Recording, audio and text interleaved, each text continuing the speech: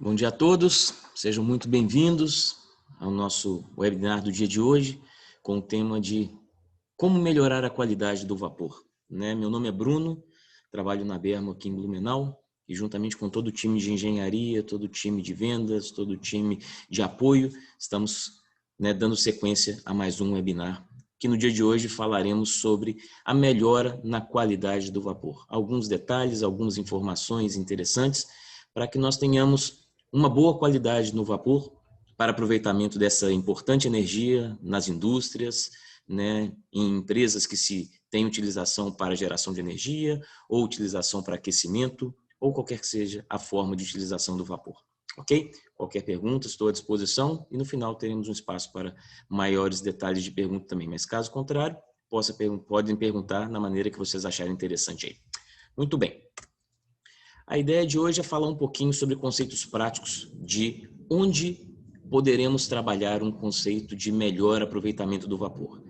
Hoje em dia o vapor é muito utilizado e desde a Revolução Industrial sempre se utilizou o vapor para aquecimento e dia após dia se melhora os conceitos para utilização, distribuição e retorno dessa energia como forma de condensado. Então, nessa primeira transparência, a gente tem uma visão bem ampla de como que se distribui, como que se comporta um sistema de vapor de maneira bem simplista. Tá? Então, aqui na parte de baixo, nós temos do lado esquerdo, nós temos uma simbologia de uma caldeira. Logo na parte central, nós temos um desaerador ou um tanque de condensado. Nas linhas vermelhas, temos linhas de distribuição de vapor. Na parte de linhas verdes, temos algumas coisas de água, algumas coisas de retorno de condensado. Na parte amarela das linhas amarelas temos efluentes, alguma coisa de gás. Então vamos falar de uma maneira bem geral, aproveitando essa transparência que envolve muita informação para falarmos de detalhes. Muito bem, temos na saída da caldeira aqui, esta linha vermelha sai, temos várias possibilidades, mas temos mencionado uma válvula de bloqueio ou uma válvula de controle, que é uma válvula de abertura e partida da caldeira. A caldeira ela precisa ser preparada para jogar o vapor para dentro da instalação. Logo em seguida, nós temos um separador de umidade. Esse separador de umidade é um equipamento extremamente importante, não só para se instalar logo na saída da caldeira, ou também na chegada de alguns equipamentos para melhorar a qualidade do vapor, melhorar o título do vapor. Vamos falar um pouquinho mais detalhadamente do que poderia ser esse título de vapor e esta qualidade do vapor. Quanto mais energia se tem no vapor, melhor é o aproveitamento, melhor é o rendimento do meu equipamento, do nosso equipamento. Caminhando aqui, nessa sequência, temos uma válvula redutora de pressão auto-operada, que é uma válvula que está sendo direcionada na linha de vapor para jogar um vapor dentro do desaerador. O desaerador, como o nome está falando, ele vai desaerar a água de alimentação da caldeira. Quanto menos íons livres de oxigênio eu tenho dentro da minha água de alimentação da caldeira, melhor é a qualidade, menor é a taxa de oxidação, menor é a taxa de corrosão que eu possa vir a ter em tubulações e, consequentemente, dentro da caldeira também, que esta água é direcionada.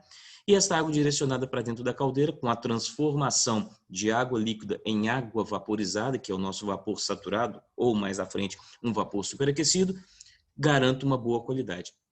Sabemos que acima de 100 graus Celsius, numa pressão atmosférica, a gente quase que elimina os íons livres de oxigênio. E com esta condição, o desaerador ele tem uma necessidade de se colocar uma pressão positiva, 0,1, 0,2, 0,3, para que a temperatura esteja acima de 100 graus Celsius e nós diminuamos ao máximo a condição de íons livres de oxigênio dentro da água de alimentação da caldeira, favorecendo uma boa alimentação de água. Dando sequência, temos válvulas de retenção que podem ser utilizadas em distintas instalações de vapor, distintas instalações de retorno de condensado, para fazer que o fluxo seja somente preferencial em um sentido e não tenhamos possibilidade de alagamento, retorno de condensado, um vapor, quando se tem duas caldeiras em um coletor distribuidor de vapor, é recomendável que se coloque válvulas de retenção para que um vapor de uma caldeira não mescle com outra, claro, trabalhando com pressões iguais é o ideal, para que não tenhamos problemas de interferências de pressões maiores e menores de uma caldeira em relação à outra. Dentro de uma instalação de vapor, condensado, água, tem o conceito de medição de vazão. Tem uma frase muito célebre que nos fala que quando se mede é possível ter gestão. Quando não se tem uma medição, eu não consigo ter um controle.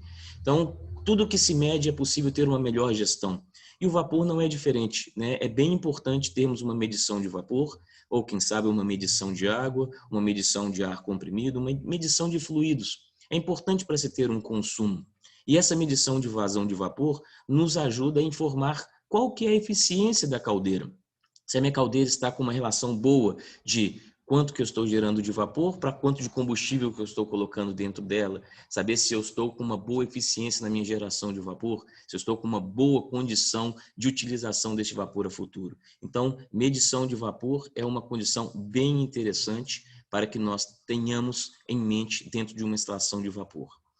Válvulas termostáticas, né? Estamos nessa linha vermelha, temos uma informação de medição de vazão, e aqui temos válvulas termostáticas que podemos entender como purgadores também, né? Essa válvula de partida, uma válvula de drenagem, que pode ser uma válvula de variação de temperatura, e dentro do conceito de purgador, que nos fala que é para drenar alguma coisa de algum lugar, temos distintos modelos de purgadores, cada um aplicado dentro da melhor instalação.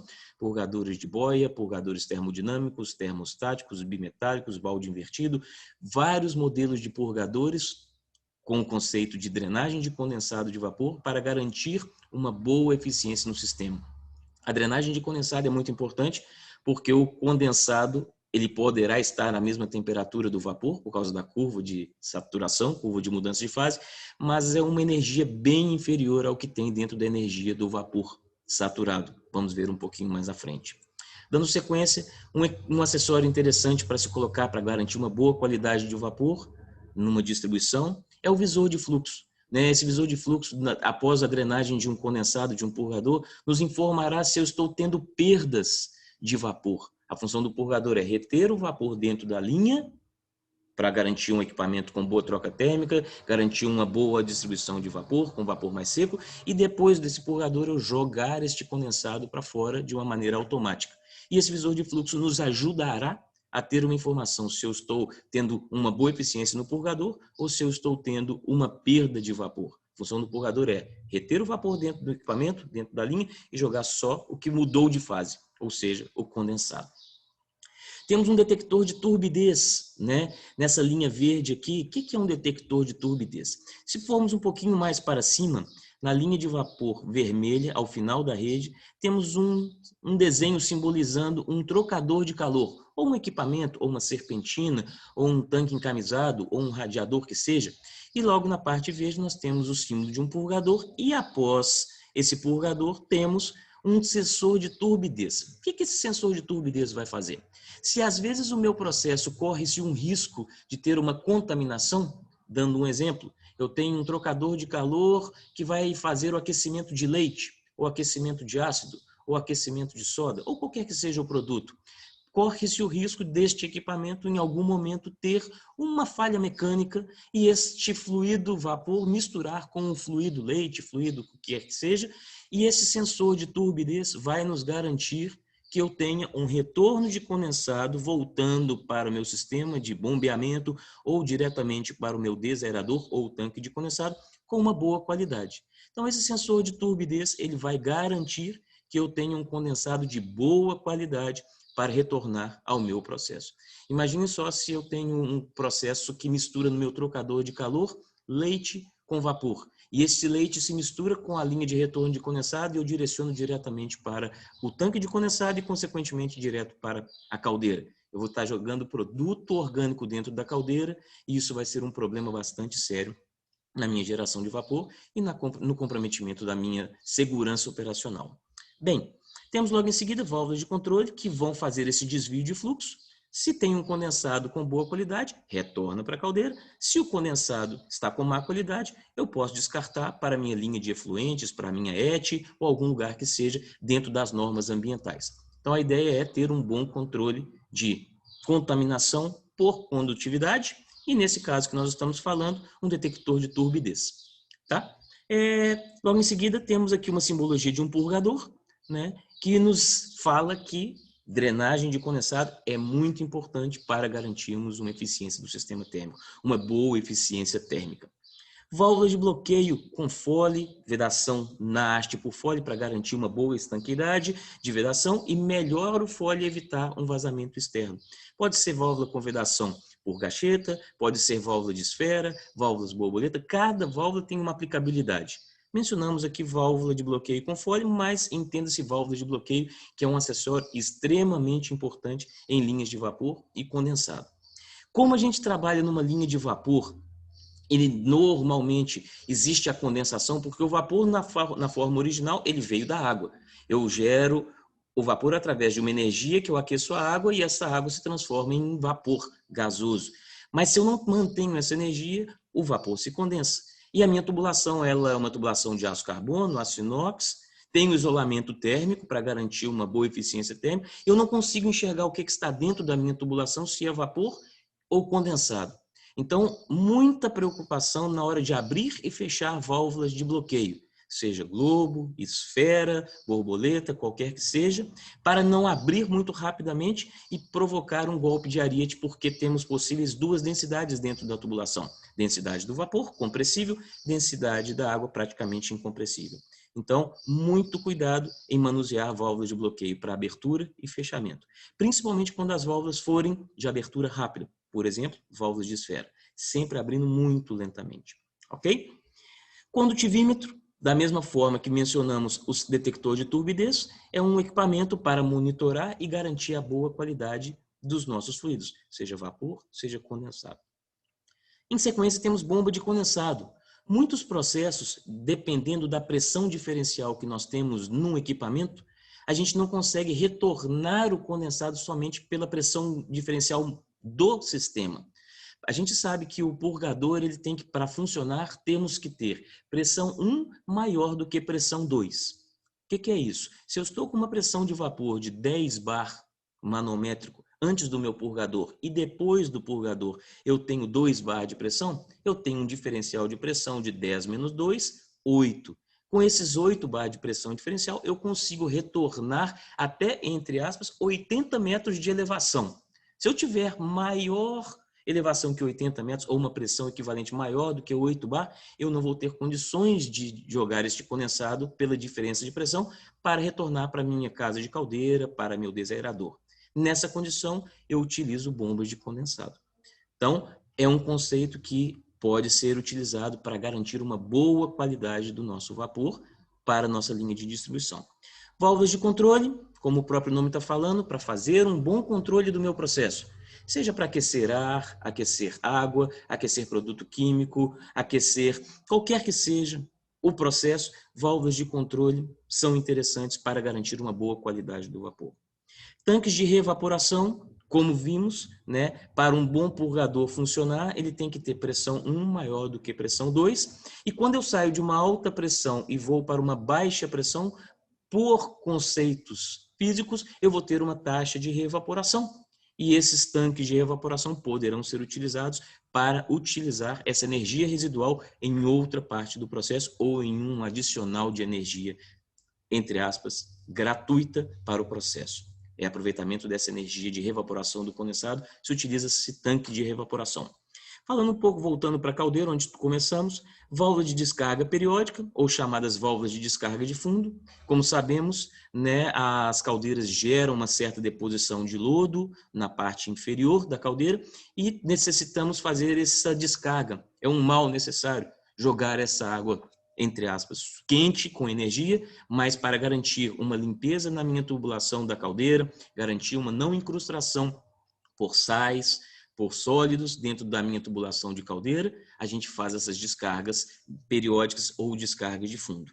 E em conjunto com descarga de fundo, para garantir uma boa concentração dentro da caldeira, temos a válvula de descarga contínua, que é uma descarga que pode ser controlada por condutividade ou pode ser feita uma descarga de uma maneira contínua mesmo, como você está falando, para garantir esta condutividade correta dentro da água, garantir uma boa qualidade de vapor para evitar espumas, para evitar arrastes na hora da geração do vapor. E um conceito interessante para a caldeira, que para garantir integridade e segurança, eletrodos de nível, para evitarmos ter altos níveis ou baixos níveis, comprometendo a qualidade da geração de vapor. Se eu tenho um problema de desnível dentro da minha caldeira, pode ser que o nível alto provoque um arraste de água e este arraste de água provocar inúmeros problemas lá na frente, como golpes de ariete ou ariete, baixar o nível e a qualidade do vapor, baixar o título deste vapor, e isso não é interessante. É risco operacional e gastos de energias desnecessários. Válvulas de segurança, né, para finalizar o nosso loop aqui de informações, é uma válvula obrigatória que se tem que ter na caldeira para garantir que ela esteja protegida. É como se fosse o fusível de uma instalação elétrica. A válvula de segurança não é para ficar abrindo e fechando para controlar a pressão interna da caldeira, é um dispositivo de segurança. Se por alguma falha, algum problema na caldeira aconteceu, a válvula de segurança está lá para descarregar o vapor excedente, a pressão excedente, e garantirmos uma integridade na nossa caldeira.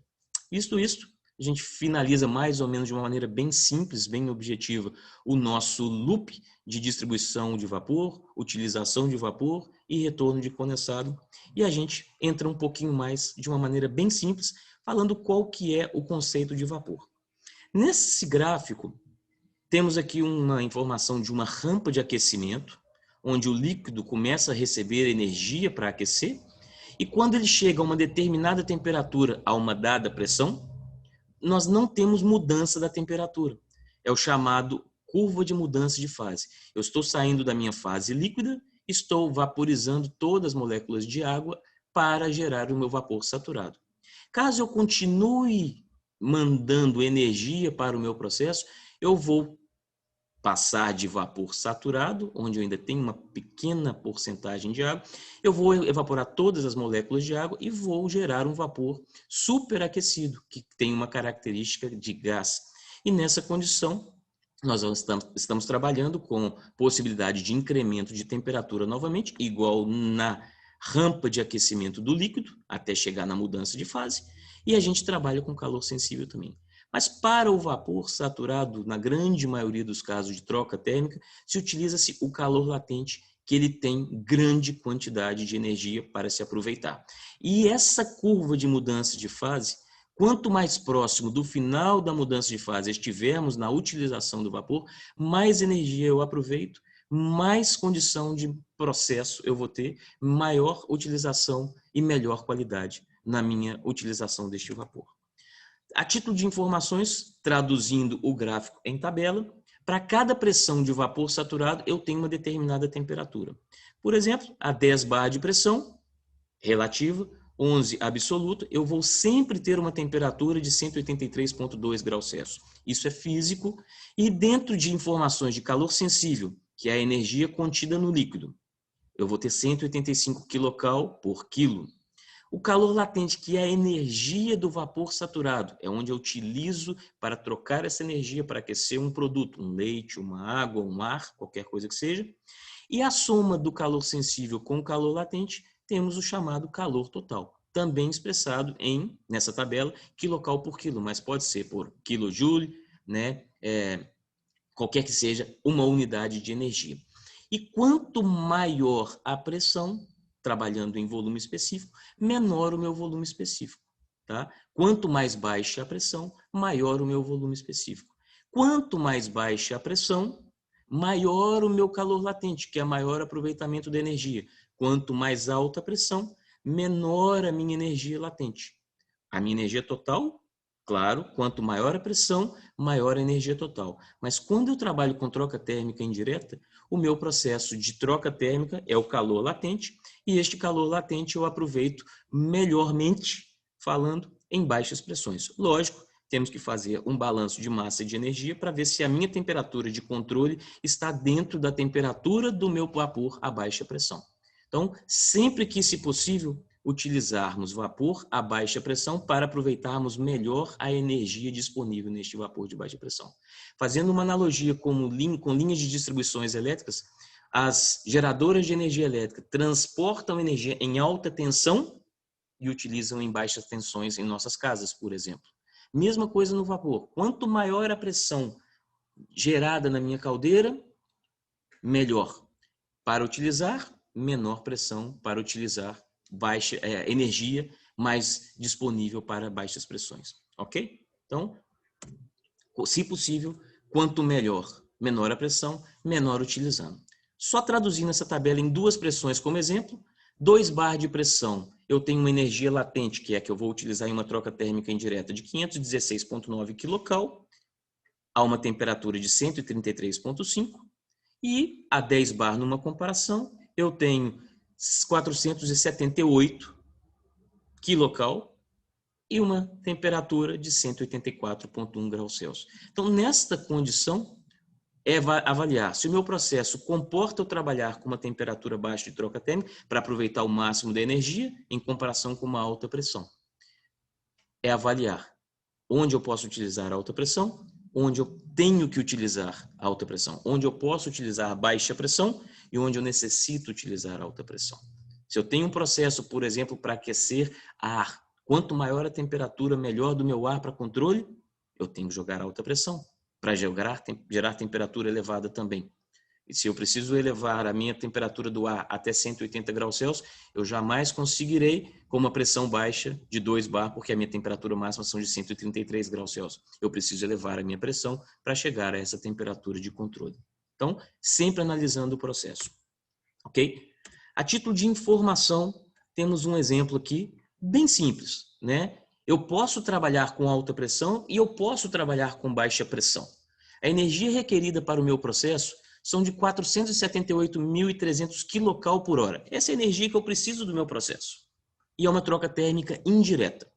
Se eu coloco um vapor de alta pressão, como vimos na tabela abaixo, né, a tabela anterior, eu tenho 478,3 kcal por quilo. Então, para eu aquecer o meu equipamento, que necessita de 478.300 kcal, eu vou fazer a divisão da energia que eu preciso pela energia disponível latente, porque é troca térmica indireta do meu vapor saturado, e eu vou ter uma massa necessária para o meu processo, 1.000 kg por hora de vapor.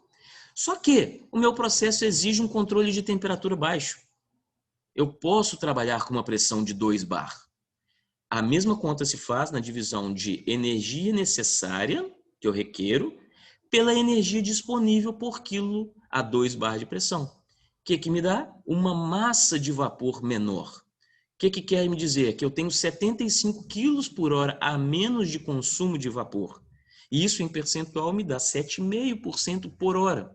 Levando em consideração que o vapor custa dinheiro, porque é combustível, é água, é energia elétrica, depreciação da caldeira, mão de obra do operador da caldeira, tudo isso custa. Se eu posso trabalhar com um projeto que vai me fazer reduzir o consumo de vapor, por que não? É ganho entálpico, é ganho financeiro que eu vou ter. Então, nesse exemplo bem simples, que eu preciso 478.000 kcal para o meu processo, se eu divido pela energia disponível em calor latente do vapor a 10 bar, eu encontro uma massa. E se eu divido pela energia latente disponível no vapor a 2 bar, eu encontro uma massa menor?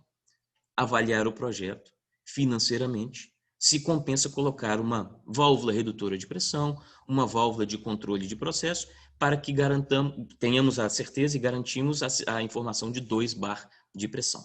Ok? Então, esse é um conceito que faz com que nós tenhamos também uma melhora na qualidade do vapor. Porque quando eu saio de uma alta pressão, vindo da linha de distribuição principal, e abaixo a pressão, instantaneamente eu posso ter um grau de superaquecimento e melhore a qualidade do título do vapor.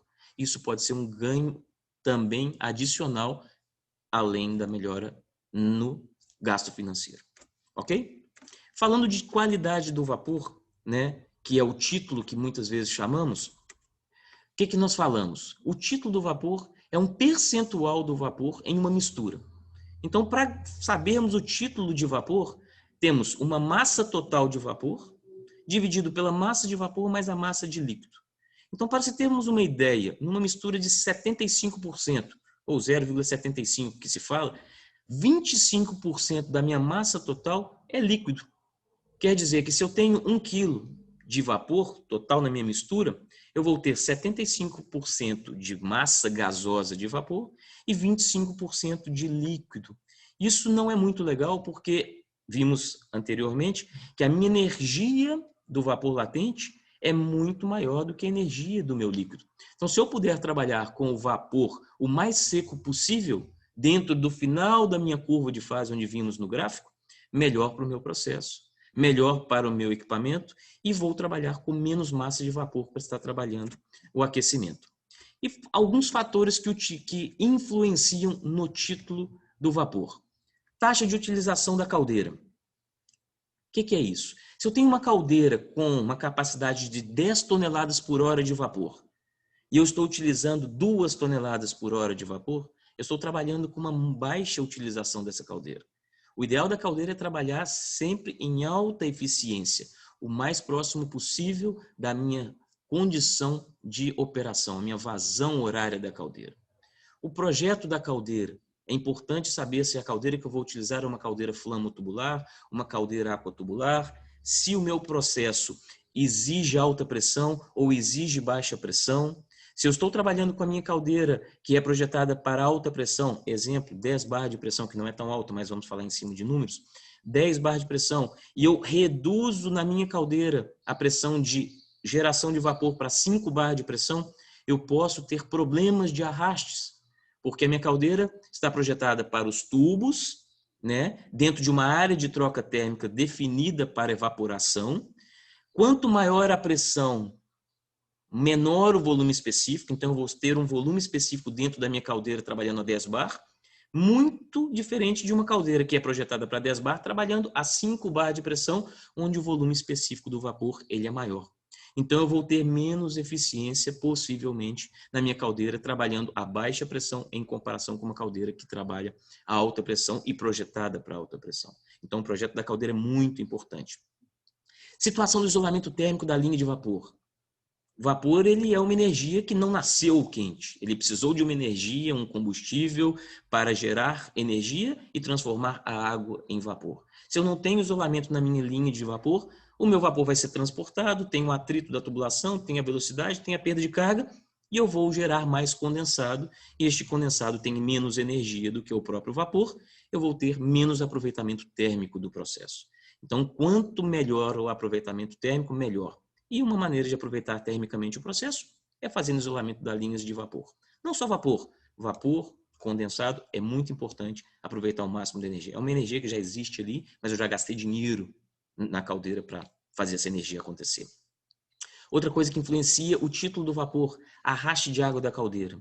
Vimos naquela primeira transparência que a caldeira tem que ter um bom controle de nível, tem que ter um controle de condutividade para descarga contínua, tem que ter uma descarga periódica para evitar incrustação.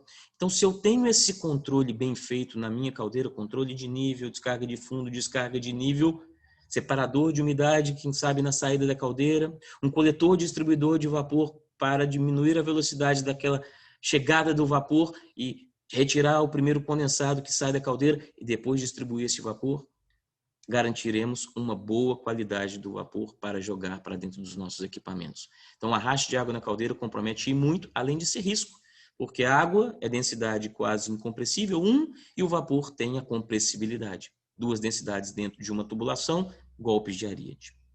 Outro ponto que influencia o título do vapor, como vimos, redução de pressão. Se eu saio de uma alta pressão e abaixo esta pressão, eu vou ter um ganho energético, um ganho entálpico imediatamente após a minha redução de pressão. Isso vai fazer com que eu tenha uma melhora na qualidade do vapor. Então, a ideia é sempre trabalhar com o melhor título possível de vapor. Como vimos no exemplo, título 0,75 eu vou ter 25% de umidade. E uma pressão de 10, aí estão traduzidas as informações que vimos na tabela. Qual que é a energia de calor sensível, qual que é a energia do calor latente, que é da vaporização, mudança de fase, e a energia total. Se eu tenho um título de 0,75%, eu não estou aproveitando toda a energia latente disponível no meu vapor, que seria de 478,3 kcal. Eu estou utilizando um percentual desta energia. E esta condição, se eu puder aproveitar 100% da energia, muito melhor. Porque eu já gastei dinheiro na minha caldeira para gerar um vapor de boa qualidade e ao longo do tempo eu não fiz uma drenagem de linha, eu estou com isolamento térmico ineficiente, eu tenho uma tubulação que está mal projetada, o dimensionamento não está legal. Tudo isso compromete negativamente para diminuir o título do nosso vapor. Aqui temos só um exemplo, como foi falado, do separador de umidade. Tem um exemplozinho muito claro Porque no dia a dia da nossa instalação, a gente tem tubulações sem condições de ser enxergue. Ela está isolada, é uma tubulação preta de aço carbono, de aço inox, e a gente não consegue enxergar. E neste exemplo, nós estamos vendo um fluido, vapor, né? Tem um visor antes do separador de umidade e um visor depois do separador de umidade. Estamos injetando água, mas água mesmo, bastante quantidade de água dentro da tubulação, para mostrarmos a eficiência do separador de umidade, que vai garantir uma boa qualidade do vapor. Ou seja, essa água que estamos injetando forçadamente ou forçosamente para o separador de umidade ou para a linha de vapor, eu estou retirando no separador de umidade e abaixo do separador de umidade nós temos um purgador, seja termodinâmico, que é o caso aí, seja de balde, seja de boia, seja termostático. Cada projeto tem um purgador mais correto ou melhor correto para a aplicação, mas a função de mostrar este vídeo é que o separador de umidade ele consegue tirar todo o volume de água que está dentro. E esse é o visor depois, jusante ao separador de umidade, nos mostrando através aí dessa visualização que o fluido está seco, né? Está bem controlado. Então agora, de uma maneira geral, temos à esquerda montante água com vapor, no meio a peça preta com separador de umidade retirando todo o condensado e após jusante ao separador de umidade temos a informação que o vapor está saindo seco, né? A movimentação da palhetinha de visualização no visor de fluxo nos mostra que o vapor está chegando com umidade, ficando toda a umidade dentro do separador de umidade e após o separador de umidade nós temos um vapor com excelente qualidade. O que isso quer dizer? Título com boa qualidade de energia térmica. Então, é um vídeo muito simplesinho, né? Montante visor, na parte de baixo o purgador drenando o separador de umidade e logo em seguida garantindo o nosso vapor com boa qualidade. Então, separador de umidade ajuda e muito a garantir uma boa qualidade do vapor para o nosso processo. Lógico, em conjunto com o purgador, em conjunto com o bom dimensionamento da linha de vapor, em conjunto com o dimensionamento da boa linha de retorno de condensado, um bom isolamento térmico. Essa é a ideia. Essa planilha aqui é muito simples, só para mostrar que precisamos, quando vamos calcular um consumo de vapor, qual que é a energia necessária para o nosso vapor, considerar o calor específico de um determinado produto. Se eu vou aquecer o aço, eu tenho um calor específico a considerar. Se eu vou aquecer água, eu tenho um calor específico a considerar para o meu cálculo. Se eu vou aquecer o leite, e assim sucessivamente. É só uma planilha para mostrarmos que cada produto tem o seu calor específico, ou às vezes acontece o mesmo produto ter calores específicos distintos, né, devido a mais umidade, mais concentração, menos concentração. Então, é a título de informação. E nessa condição, para calcular um consumo de vapor, essa é uma formulinha bem básica. Lógico, existem fórmulas mais complexas que nos trazem mais informações, mas essa é uma fórmula bem básica, que é consumo de vapor. Eu consigo descobrir através da massa multiplicado pelo calor específico do meu produto, vezes o diferencial de temperatura que eu quero chegar, dividido pelo título do vapor que eu tenho. Difícil ter essa informação real, porque fazer a medição do título não é tão simples, mas multiplicado pelo calor latente quando eu tenho uma troca térmica indireta e multiplicado pelo tempo, o tempo que eu quero aquecer o meu produto. E essa mesma fórmula se traduz, em vez de trabalhar com calor latente quando é troca térmica indireta, eu posso usar o calor total, quando eu tenho injeção direta do meu vapor no meu produto. Por exemplo, eu quero aquecer água, mas água injetando diretamente o meu vapor. Eu não vou usar somente o calor latente, eu vou usar a energia total do meu vapor, que é a soma do calor latente mais o calor sensível. Mas um trocador de calor a placas, um trocador de calor serpentina, casco-tubo, ou um radiador, ou um panelão de cozinha, vou utilizar a troca térmica indireta, utilizo o calor latente, ok? Dentro desse conceito de consumo de vapor, é um fluxograma muito simples também, onde na parte central nós temos um coletor distribuidor de vapor, onde temos a chegada da caldeira com vapor de alimentação.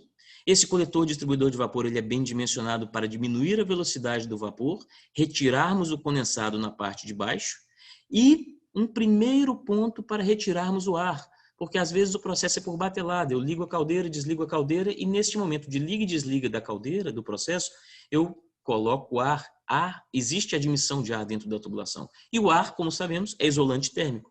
e como um bom isolante térmico, a gente quer retirar este isolante térmico, e um primeiro ponto para se remover este ar pode ser num barrilete ou um coletor distribuidor de vapor.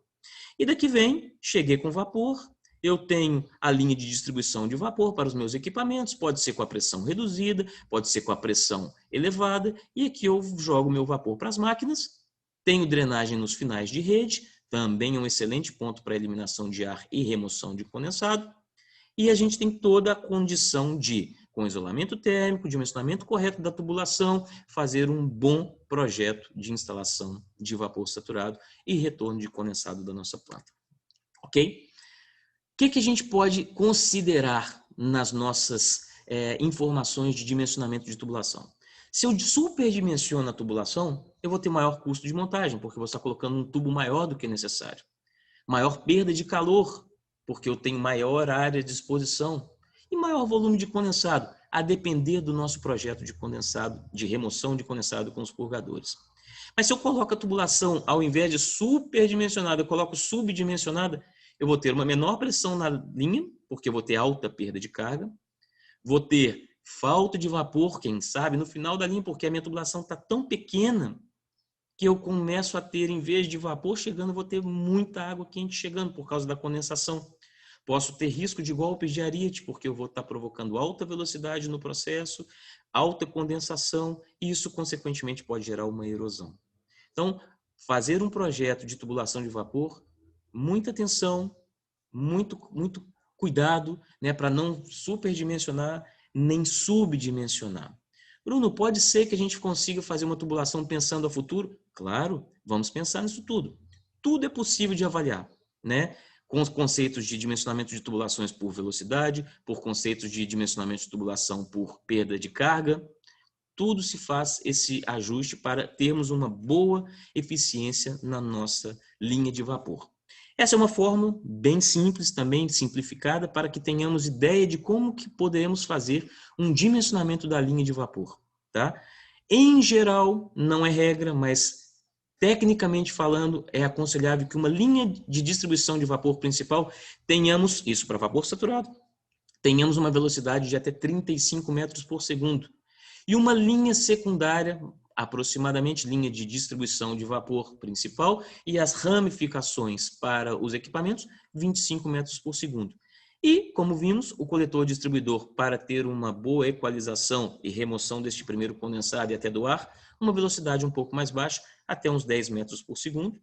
E a nossa fórmula nos fala que D, que é o diâmetro, vamos achar em milímetros, que é a raiz quadrada dessa equação, que é a Q, que é a vazão, em quilos por hora, vezes o volume específico do vapor a uma pressão que nós vamos dimensionar, vezes uma constante, 354, tudo isso dividido pela velocidade, que vamos ver se é linha principal, se é linha secundária, se é coletor distribuidor de vapor.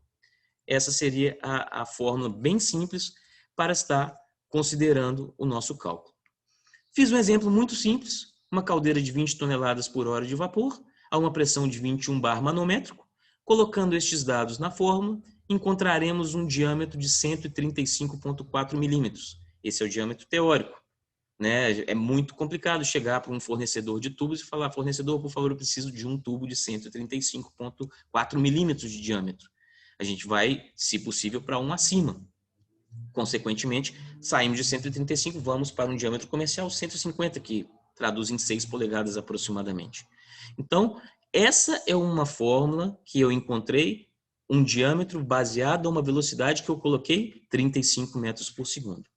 Fazendo uma comparação e uma verificação sobre a perda de carga que eu vou estar tendo no meu processo, eu vou jogar os mesmos dados de vazão que eu preciso para calcular a minha tubulação, vou jogar na fórmula de perda de carga, que é perda de carga para uma distância aproximadamente de 100 metros de tubulação, essa informação vai me dar em quilogramos força por centímetro quadrado, que me dá pela fórmula constante de 0,028 multiplicado por uma divisão, que é a vazão elevado a 1,95, multiplicado pelo volume específico elevado a 0,95, e isso dividido por o diâmetro, que vamos achar, informar em centímetro, né, elevado a 5,1. Essa fórmula nos vai dar uma perda de carga de 0,3 bar a cada 100 metros. dentro do meu conceito, está dentro do meu projeto. É uma perda de carga aceitável, né? Então, fizemos a fórmula para a velocidade, encontramos a tubulação e encontramos essa nossa perda de carga. Jogando esses mesmos dados para o cálculo anterior, eu tenho a perda de carga, que é de 0,61 para cada 100 metros de tubulação linear. É alta? É baixa? Vamos analisar o nosso projeto. Se eu estou gerando 21 bar na minha caldeira e preciso chegar a 21,5, lá no final da minha linha 100 metros, 0,61 bar pode ser complicado. Então, sempre analisar o critério técnico, econômico, para ver se o processo está bem dimensionado. Então, essas são duas fórmulas que se utiliza muito. Hoje já existem tabelas, já existem fórmulas colocadas em softwares para calcular isso de uma maneira muito mais detalhada, mas a raiz, a base nos ensina, né, que os cálculos partiram daí. Lógico, é uma fórmula bem simples para nos ajudar no nosso dia a dia. Ok? Bem, falando um pouco de linhas de distribuição de vapor. Esse desenho está extremamente didático, né? Não é uma condição que vamos ter uma inclinação com este grau, como está no desenho, mas o que queremos mostrar? Que pontos baixos, como está simbolizado pelo purgador, nesta primeira parte do lado esquerdo, eu tenho uma tubulação vindo da esquerda para a direita e eu vou ter uma elevação grande. Como a densidade do condensado é maior que a densidade do vapor, eu preciso fazer uma drenagem desse condensado para evitar de ter erosões, golpe de ariete, diminuir a qualidade do vapor, como já falamos. E aí, logo em seguida, eu subo com o meu vapor e continuo a minha linha de distribuição em um grande trajeto na horizontal. Mas é recomendável que se faça uma inclinação de 0,5%, por exemplo, ou de 1 para 200, para que tenhamos uma condensação e essa condensação tenha a cada 30, 50 metros uma bota coletora para que este condensado seja eliminado da nossa tubulação de vapor. O nosso foco é ter um vapor seco, é ter um vapor de boa qualidade. E para isso temos que ter de tempos em tempos condições de drenagem deste condensado para o nosso processo ser bem aplicado termicamente. Ok? Então, de tempos em tempos, para vapor saturado, a cada 30 metros aproximadamente, para vapor superaquecido, mais ou menos uns 50 metros que a gente consegue ter um ponto para drenagem com as botas coletoras, e se for necessário um vapor de extrema qualidade, como vimos, pode ser uma opção colocar o separador de umidade próximo aos pontos de consumo para que tenhamos uma boa qualidade do nosso vapor. Tá? Essas botas coletoras, temos alguns critérios e algumas recomendações para que a façamos. Né? Não adianta nada eu ter uma tubulação de 8 polegadas, 6 polegadas e um tubinho de meia polegada, que é o mesmo diâmetro do purgador. Porque com a velocidade do vapor de 25, 30 metros por segundo, se eu tenho somente um tubinho de meia polegada, um tubo de 6, de 8, de 4, que seja, parte desse condensado vai cair para ser drenado pelo purgador, mas parte desse condensado pela velocidade vai passar direto. A título de informação, 30 metros por segundo são quase 100 km por hora. É muito rápido. E às vezes esse condensado não cai. O que nós precisamos ter? Uma bota coletora, que é mais ou menos o mesmo conceito de um bueiro das nossas ruas. Ele tem um bocal, uma boca, ele tem uma altura e logo na parte de baixo desse bueiro tem a manilha, que joga para efluente. Né? Temos que ter uma bota coletora com uma altura pré-definida e um diâmetro também de acordo com a minha tubulação de distribuição de vapor. E na parte lateral, eu saio com o meu purgador para fazer a drenagem. E na parte de baixo, como a gente tem tubulações em aço carbono, meu fluido que está passando é vapor, água, o vapor é oriundo da água é H2O, gera oxidação, pode gerar uma corrosão e pode gerar uma pequena sujeiras depositadas nessa bota coletora. Então, a válvula na parte de baixo é para fazer uma drenagem eventualmente. E na parte lateral, eu tiro o purgador para fazer com que meu purgador não tenha muito risco de ficar travado ou se danificar por uma sujeira. Então, exemplo, tubulação, diâmetro de 4 polegadas, 100 milímetros. No mínimo, é recomendável, pelos nossos cálculos, uma bota coletora com diâmetro de 80 milímetros ou 3 polegadas. E o comprimento desta altura da bota coletora no mínimo 250 milímetros para garantir com que todo o condensado venha, escoe e caia aqui dentro para depois ser drenado pelo purgador. O dimensionamento do purgador, aí sim, vai ser o critério de identificar qual que é a perda de energia, qual que é a taxa de condensação ao longo do tempo, se é uma condensação que eu estou tendo um risco depois de algum equipamento, ou não pode ter nenhuma probabilidade de arraste, vamos dimensionar esse purgador de acordo com a taxa de condensação. Então, aplicação da bota coletora, muito importante fazer um bom dimensionamento. Por exemplo, diâmetro de 8 polegadas, no diâmetro da minha tubulação D1, eu tenho uma bota coletora no diâmetro desse bocal, fazendo uma boca de lobo aqui, no mínimo de 6 polegadas. A altura pode permanecer nos 250 milímetros e o purgador dimensionado para a taxa de condensação que eu vou ter ao longo da minha drenagem. Da mesma forma, drenagem de final de rede. Eu tenho a minha bota coletora, com drenagem da sujidade. Eu tenho minha válvula de partida, que é aquela válvula termostática mostrada lá no início, na primeira transparência.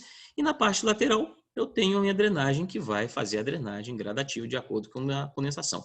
E na parte superior, eu tenho um purgador termostático, que trabalha por diferencial de temperatura e vai fazer a eliminação do meu ar, né? Como vimos, o ar é um isolante térmico. A gente não quer ter esse ar dentro da tubulação, além de isolante térmico, é um agente de oxidação, né? Quanto menos ar eu tenha dentro da minha tubulação, melhor. Quanto menos condensado eu tenho dentro da minha tubulação, melhor para o meu processo, falando termicamente e de uma maneira por condições de trabalho. Ok? Dentro da condição de linhas de distribuição de vapor, sempre se recomenda fazer a derivação para uma linha secundária, para uma alimentação de um equipamento, com a tomada por cima, como se fosse um pescoço de ganso, como se fosse uma condição de um guarda-chuva, né, o cabo do guarda-chuva, porque na parte de cima eu tenho vapor, devido à densidade ser menor do que a densidade do condensado. Se eu tomo o meu vapor pela parte superior, eu garanto um vapor de melhor qualidade. Ao passo que, se eu faço a tomada do meu vapor pela parte inferior da tubulação, eu estou quase que fazendo a função de uma bota coletora.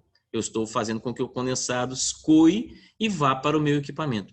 Então, aconselhamos que toda tomada de vapor para equipamentos, linhas secundárias para processo, seja feito, né, o pescoço de ganso, o cabo de guarda-chuva, para a parte superior da tubulação para garantir um vapor de melhor qualidade. Tá?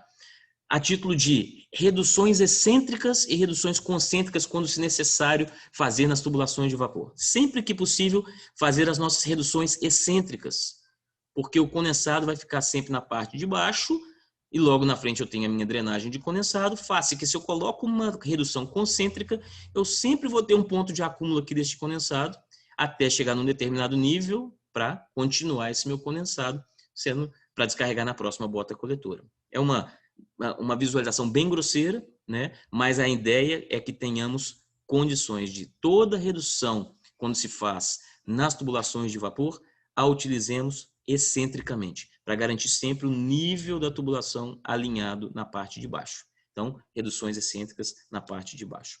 Reduções concêntricas não é legal. Dentro de uma maneira bem visual, temos uma estação redutora de pressão e estação de controle de processo.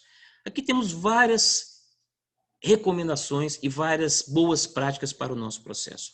Falamos do separador de umidade, né, que é o primeiro equipamento aqui para garantir uma boa qualidade do vapor, retirar todo o condensado, mas o separador de umidade sozinho não vai fazer a função dele, ele precisa de um purgador. Então, eu removo as gotículas e o arraste de condensado pelo separador de umidade e este condensado eu o tiro da minha instalação pelo meu purgador. Aqui estamos vendo algumas reduções excêntricas, estamos vendo uma válvula de bloqueio, filtros Y, quando possível, utilize ele para fluidos bifásicos, falando de vapor, com a parte para baixo, né? Não é legal, colocar ele na lateral. Por quê? Se eu coloco o filtro Y com a parte do cesto para baixo, eu vou ter um acúmulo de condensado aqui na parte do cesto. Este condensado vai ficar até a parte da tubulação e eu vou ter problemas deste condensado ser arrastado para a sede de minha válvula redutora de pressão e aí a desgaste prematuro sem necessidade. Então, filtros Y para tubulações de vapor, sempre com a malha de filtragem na horizontal. Não irá comprometer em nada a filtração, porque a tela vai até a parte superior e com esta condição a gente consegue fazer uma boa filtração. A válvula de controle, né? Qualquer que seja o conceito, seja pneumática, seja auto-operada, seja de ação direta, seja com piloto, seja com transmissor de pressão, um bom dimensionamento para esta válvula de controle. Como vimos, né, em geral, eu tenho um volume específico maior quando eu abaixo a pressão, então meu diâmetro da tubulação antes é menor do que o meu diâmetro depois, sempre se preocupando com isso. Temos aqui um bypass, para garantir, quando necessário fazer manutenção na válvula de controle, eu ter possibilidade de fazer um controle meio que manual, mas fazer um controle. Temos a tomada de pressão para este modelo de válvula redutora de pressão, um manômetro, muito importante para sabermos qual pressão que eu quero reduzir, válvula de segurança bem dimensionada para garantir a integridade do processo e a proteção do equipamento que eu estou utilizando. Se necessário for, poderemos colocar outro separador de umidade para melhorar ainda mais a qualidade do vapor e proteção dos internos da válvula de controle que eu estou utilizando aqui para o meu processo. Essa é uma ideia, de uma maneira bem geral, ampla. Isso aqui não é a receita de bolo para todos os casos, é somente uma visualização do que se pode utilizar com conceitos de separador de umidade, drenagem de condensado, reduções, filtro Y, aumento de volume específico. Normalmente, se vê muitas instalações quando a tubulação, depois da redutora de pressão, está no mesmo diâmetro. Como eu aumentei o volume específico, mas a minha vazão é a mesma, o que acontece depois se eu não aumento o diâmetro? A minha velocidade aumenta. Se a velocidade aumenta, eu possibilito mais erosão, menos eficiência térmica, mais taxa de condensação lá na frente. É uma coisa em cascata, vai puxando a outra. Ok? Aqui só um diagrama, né, do que nós temos no nosso sistema de vapor. O vapor sendo gerado por água, o vapor transferindo energia para um equipamento, esse equipamento roubando a energia do vapor e depois voltando como forma de condensado. Então eu gero vapor na minha caldeira com água. Essa água é evaporada, eu jogo na minha linha de distribuição, alimento o meu equipamento, o equipamento rouba a energia do vapor, este vapor perde energia, se condensa e essa condensação retorna para o meu tanque de condensado e, consequentemente, volta para a minha casa de caldeira. Então, toda essa tubulação é importante ser bem dimensionada. Tubulação de vapor, tubulação de condensado, caso necessário, interessante fazer uma análise prévia. Essa é uma foto que eu gosto muito, é de um panelão industrial onde faz cozimento, que pode ser traduzida por um tanque encamisado, né? E a gente consegue, por fotos termográficas, identificar onde eu estou com boa eficiência do meu vapor e onde eu estou com uma pequena taxa de condensação ou um isolamento térmico por condensado subesfriado. Então eu tenho aqui 127 graus na parte superior e eu começo a ter um decréscimo da minha temperatura e chego até 94,1 graus Celsius. Ou seja, qual que seria o correto de eu ter aqui dentro do meu processo? Como vimos na mudança de fase, a temperatura do vapor e do condensado são iguais, eu deveria ter aqui no meu condensado, ou próximo da saída de condensado, praticamente a mesma temperatura do meu vapor saturado. Isso não está acontecendo. Por quê? Porque o meu purgador ele está com uma má eficiência. Então é muito importante ter boas condições de drenagem. Eu estou com a entrada de vapor a 132 graus Celsius. Neste lado de cá, analisando, eu tenho uma temperatura um pouquinho mais baixa, porque ao lado oposto do vapor, eu tenho um pequeno possível bolsão de ar aqui dentro. Nesta condição de ar, diminui a minha temperatura por causa do ar, que o ar é isolante térmico, e o meu purgador não está funcionando bem, a minha temperatura fica baixa e eu estou tendo um alagamento dentro do meu equipamento. Então, eu estou gastando energia do meu vapor e este vapor não está sendo 100% aproveitado. Então, muita atenção com questões de drenagem de condensado, seja drenagem de linha, drenagem de equipamento ou qualquer coisa que o valha, ok? Essa informação é bem legal porque, como falamos de dimensionamento de tubulações de vapor e não falamos detalhadamente como se faz o dimensionamento de tubulações de condensado, é só para alertar que quando eu saio de alta pressão do vapor e vou para baixa pressão em condensado, eu tenho o efeito de vapor flash, o efeito de vaporização. E este efeito de vaporização faz com que nós tenhamos muita atenção no dimensionamento da tubulação de condensado. Tubulação de condensado não se dimensiona como tubulações de água. A água se tem toda a área de seção da tubulação preenchida com líquido. Tubulações de condensado, parte dessa tubulação, ou grande parte dessa tubulação, é preenchida com vapor flash, com vapor revaporado do condensado. Então, muita atenção na questão de dimensionamento do conceito de tubulação de condensado. Ajuda muito quando você faz o dimensionamento da tubulação de vapor e a tubulação de condensado, porque se o seu purgador está bem dimensionado, mas a tubulação depois do purgador não está bem dimensionado, corre-se o risco de você ter um represamento por alagamento dessa tubulação que está pequena, entre aspas, para o processo de descarga de condensado. Tá? Então, dimensionamento de tubulações é muito importante. E só para finalizar, o que eu quero dizer? Vapor custa caro, né? É dinheiro. Esse dinheiro pode se traduzir em combustível derivado do petróleo, combustível de gás natural, combustível de biomassa, água custa caro, é um recurso que cada vez mais está escasso, produto químico para melhorar a qualidade do líquido que eu vou colocar dentro da caldeira custa dinheiro também. Então, muita atenção, né, nessa condição de garantir uma boa qualidade do vapor. Quanto melhor o meu dimensionamento, quanto melhor forem as boas práticas que eu utilizo para melhorar o meu vapor, menos perda eu vou ter financeira. Um bom dimensionamento de purgador, uma boa verificação se o purgador não está vazando, não está perdendo dinheiro, verificação se a minha pressão de trabalho pode ser reduzida ou não, se eu tenho um controle de temperatura com conceito on-off ou conceito proporcional, se eu necessito retornar o condensado via bomba ou via purgador. Todo condensado é importante retornar para a caldeira porque é uma água já tratada, é uma água que eu estou voltando para a caldeira. A título de regra, de dedo, para cada 6 graus de temperatura que eu incremento, que eu aumento na minha temperatura de alimentação de água de caldeira, eu tenho mais ou menos 1% de economia de combustível. Então, essa foto é só para a gente se atentar que vapor custa caro, tá? E não sei se alguém tem alguma pergunta, alguma dúvida, fico à disposição. Aí nessa transparência tem o site da Bermo com várias informações técnicas, tem o meu e-mail pessoal, tem meu telefone que está totalmente disponível para que vocês utilizem para tirar alguma dúvida, para dar alguma sugestão e estamos à disposição para o que seja necessário para lhes ajudar.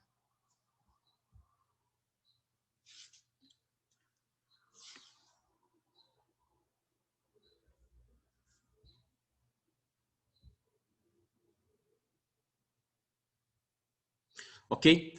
Agradeço a participação de cada um de vocês, né? Como de praxe, estaremos enviando, né, para o e-mail de cada um de vocês a apresentação que foi feita no dia de hoje, com convite para o próximo webinar que acontecerá na próxima semana. Ok? Muito obrigado pela atenção. Tenham todos um excelente dia, um excelente resto de semana. Muito obrigado.